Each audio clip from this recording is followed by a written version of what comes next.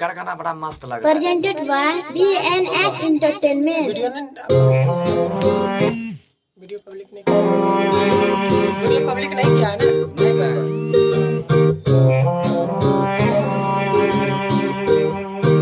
सलमान खान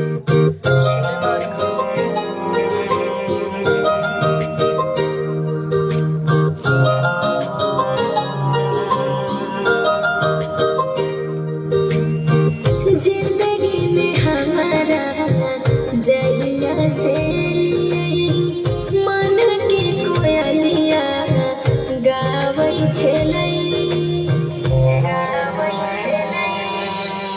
क्या है? अखिया में बसा